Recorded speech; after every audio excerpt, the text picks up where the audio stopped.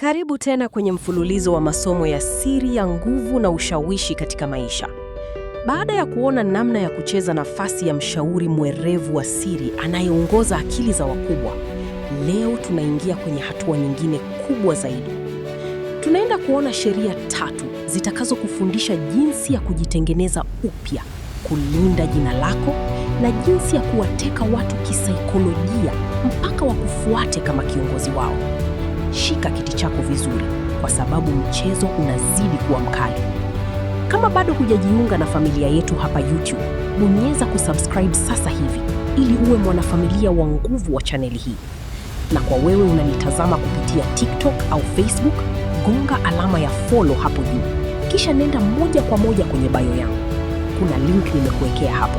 Itakupeleka moja kwa moja kwenye chaneli yetu ya YouTube ili ukasubscribe na kuwa mwanafamilia wa dhati.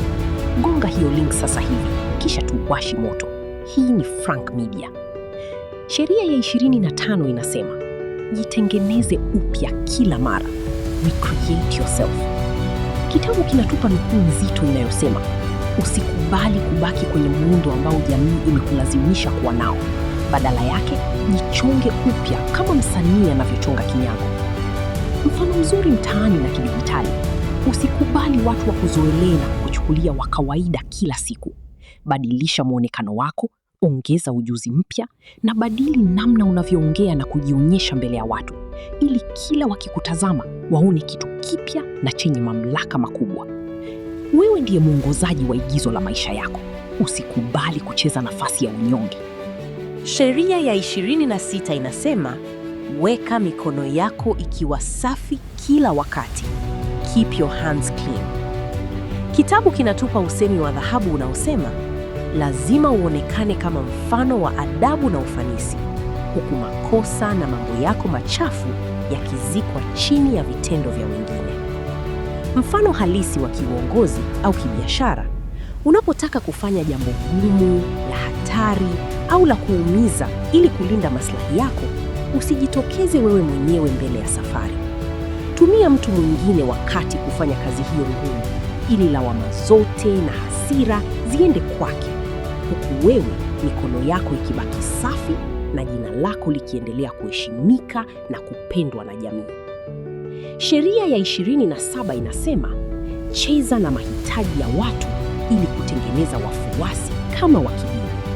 Create a cult-like following by playing on people's need to believe. Kitabu kinatupa ukweli mchungu unaosema, binadamu wana hamu kubwa sana ya kuamini kitu fulani, kuwa wewe ndio chanzo cha kile wanachokitafuta. Mfano mzuri wa kisaikolojia, ili wateke watu na wakufuate kwa dhati kwenye malengo yako, usiwape mantiki ngumu za kikompyuta.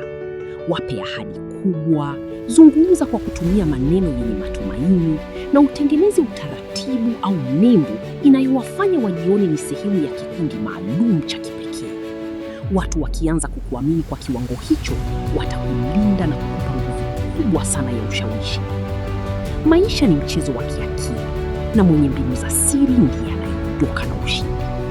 Kati ya sheria hizi 3 tulizoziona leo, ni sheria gani unaona inakusaidia zaidi kwenye harakati zako za kila siku mtaani? Shusha maoni yako hapo chini kwenye comment. Mimi nitapita na yote kuona mtazamo wako. Kama bado hujajiunga na familia yetu kwenye YouTube, gonga subscribe sasa hivi. Na kwa wewe uliyepo TikTok na Facebook, usiondoke hivi bila kubofya hiyo link iliyopo kwenye bio yangu sasa hivi. Itakupeleka direct YouTube ukasubscribe ili uwe unapokea madini haya makavu kila wiki. Hii ni Frank Media, tukutane kwenye madini yanayofuata. Stay sharp.